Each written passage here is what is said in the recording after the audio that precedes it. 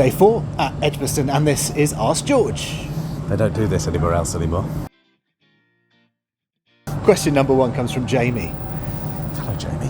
What the hell is going on? Well, it's a very reasonable question. I'm not sure I know the answer, but it's wonderful, whatever it is, even if we don't completely understand what's going on. I mean, look, things that once seemed impossible seem improbable. And why? I don't know. We could look at lots of things, but the game changes and develops, and it's brilliant, isn't it? I mean, I've compared it to Christopher Columbus. England have discovered a new world of Test cricket. Yes, they've discovered a new way of playing. Well, for them anyway. I would say for everybody, because I know that some India supporters think that India play like this, but I don't think they do, because maybe when Pant gets in, but not, Jadeja. Maybe as well, but up to a point. But you wouldn't say that Pujara's not. You wouldn't say that Pujara's, embraced the McCullum way of playing. So I do think it's a bit strange and novel and new, and I'm not exactly sure what's going on. But England are playing with a confidence and joy and freedom that is a lot of fun to watch. And I keep thinking they're going to fall over, and I keep being proved wrong, and that's wonderful. They're basically breaking you in the press box at the moment, isn't it? What's going on? What's happening? Every couple of minutes. Yeah, I do say that a lot, but I think I've also said to you this evening, aren't we lucky? Yeah. And I felt that a lot this summer. Question number 2 comes from Ben Robinson. Have both English openers done just enough to be padding up against South Africa? Well, I know what you mean. I know where the sentiment of that question comes from, but I think they've done a bit better than that today. I thought today's partnership was actually excellent, really special. It wasn't just the pace of it, but it rattled India. It really did. So they deserve a lot of credit for that. So it seems a little bit churlish to have that conversation right now. Having said that, acknowledge that if you picked any England opener really who's playing county cricket and gave them 10 tests in a row, I reckon they'd produce the odd good innings. So let's get to the end, reflect and see where we are. One innings of 40 in a summer probably isn't enough, as Zach Crawley predicted. It wasn't a chancey 40 full of, pretty shots, but shots. It felt secure. I'm not as anti-Zach Crawley as I fear quite a lot of other people are. I see why they like him. I actually think he's a better player than Lees, but Lees obviously looked very good today. So let's get to the end. Let's reflect a bit. There's 3 rounds of Championship cricket. They haven't done enough to make their job safe, I don't think. But I thought they were very good today. Brings us on to a question from Frank Morrish.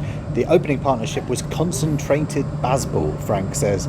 Root and Bairstows wasn't. In the long term, is the manifestation of McCullum and Stokes' England going to be somewhere between the two, or will Stokes insist on degrading himself as a batsman by slogging? There's lots of questions in there. There's a lot in there, but hello, Frank. I think it's a good question. I'm not sure I agree about the distillation, or whatever the word was, of the opening partnership. I actually thought it was a wee bit smarter than that.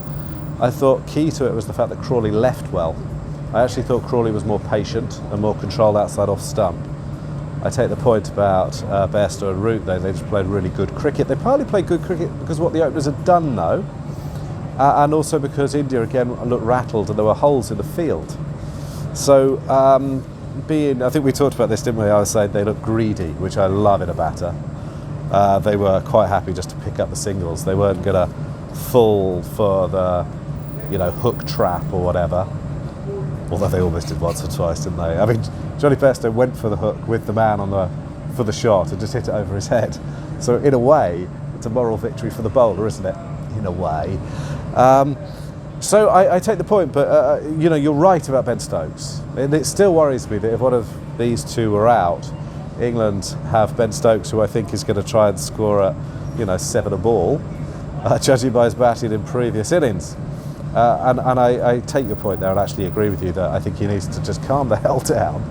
Because actually we saw India sucked back into this game by being overexcited. I think they allowed themselves to be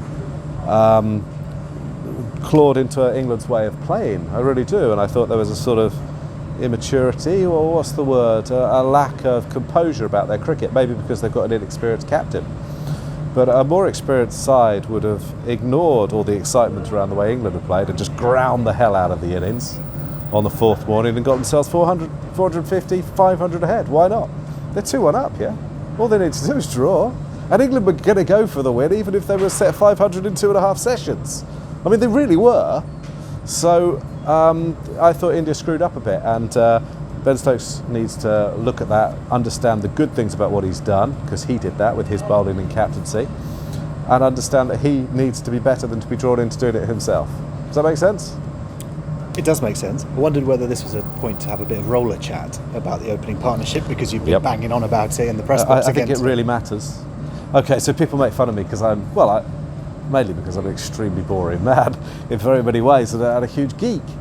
But England have been using the light roller. I think using the light roller is hubristic, I really do. If you use the light roller, basically you do that because it doesn't take so much pace out of the wicket. The heavy roller just kills the bloody thing. It just grinds it into nothing. There's this old-time theory that, if you use the heavy roller, it can cause the pitch to break up. I don't know how long I've been doing this. I've never seen that happen. Never, not once. So, maybe it has done. Maybe, you can think of an example, but I don't think it happens. The heavy roller just kills everything. And very, very often, that's very good for an opening batter. But England have been thinking, we'd like a bit of extra pace on the ball, we'd like to go at it. We're not scared of anything. So they didn't use a heavy roller in the first innings, they used the light roller, okay? And we saw what happened. In the second innings, they used the heavy roller and they got through the new ball really quite easily. Now, it could be a combination of things. It could be the bowlers were a wee bit tired, it just could be because they batted better. It could be a lot of things. But I think the choice of rollers was a little bit relevant. That's probably the dullest 5 minutes on the internet in history. Well, you managed it about 90 seconds. Was it? It felt like longer, didn't it? Ben Robinson asks, Robbo, what's the difference between Bazball and Bayliss ball? Is there a reason for results to be better this time around?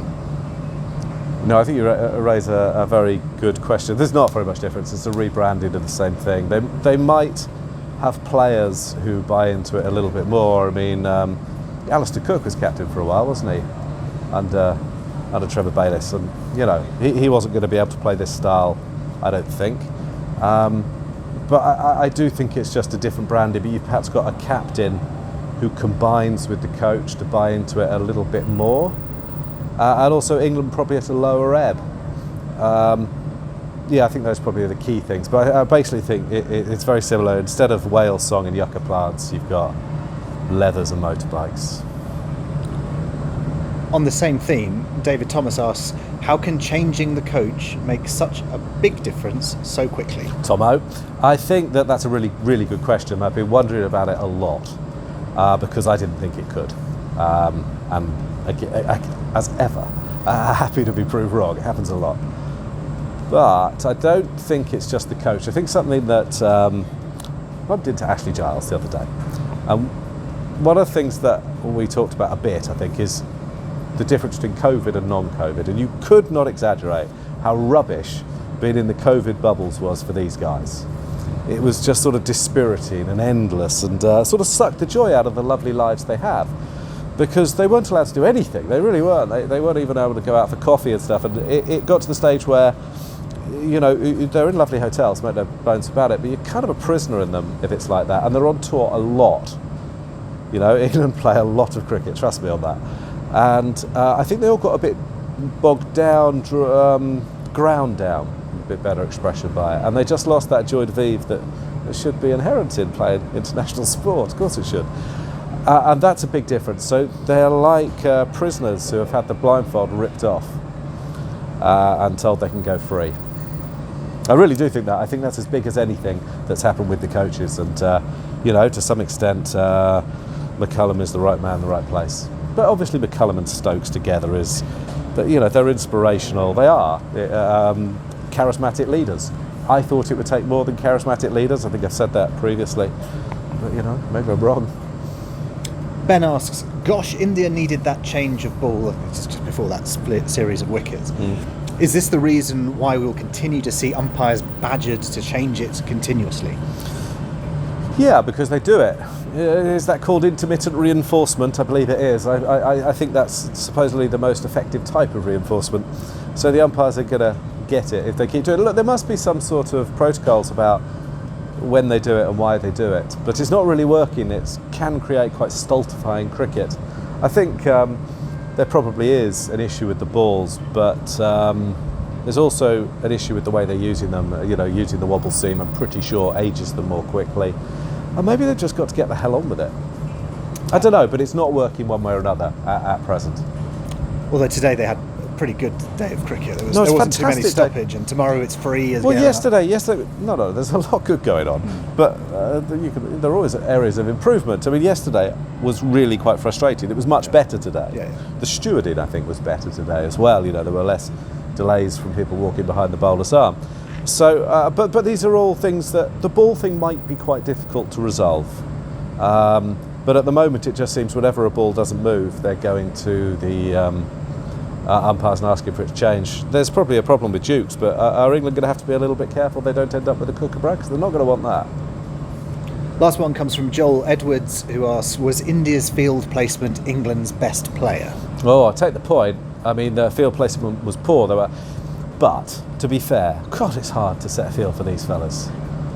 So, with Bairstow, they've pushed the mid-off back to long-off, really. Genuinely, he was on the boundary, yeah? Yeah. So it was an easy single, but they're thinking that Johnny's going to hit the ball in the air, but he's not an idiot. So he just pushed it for singles, and if it was overpitched, he still hits it for four, because the outfield's so good and he hits it so hard. Joe Root has the best wrists I've ever seen. I honestly think he plays behind square on the offside better than anyone I've ever seen. Anyone, ever. Bloody hard to bowl and set a field for that. If he can guide the ball between, say, point and slip. So, and he can't have fields everywhere. I think they've only got two really good bowlers, if I'm honest. Siraj is always going to bowl you a 4-ball every so often. So, I do think the fields were poor.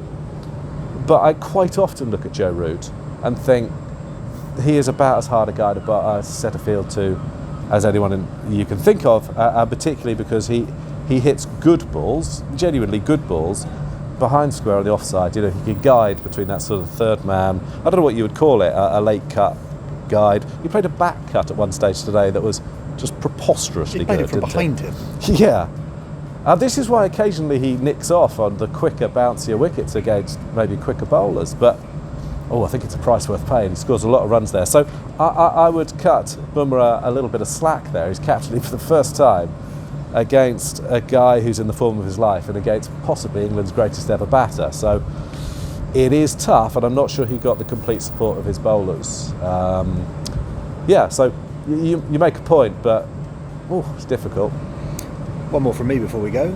Tomorrow, England or India? 7 wickets, 119 runs. You would think that England are considerably in the box seat. Okay, so I don't think England really had a chance of winning. I mean, they've played 1,052 tests. Yeah, they've never done this.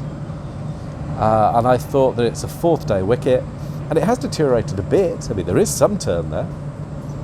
So I have no idea. I'm just going to let it wash over me. I mean, look, from the position England are in now, they're favourites. But I've been doing this a long time. In the period I've been doing this, I've seen England bowled out a lot, quite cheaply. So you get sort of conditioned to a certain way of thinking. Maybe it worries me a bit that the next fella in seems to want to smash every ball for 6, and then there's this quite long tail. Who's at 8? Is it Broad? Is it Leach? Is it Potts?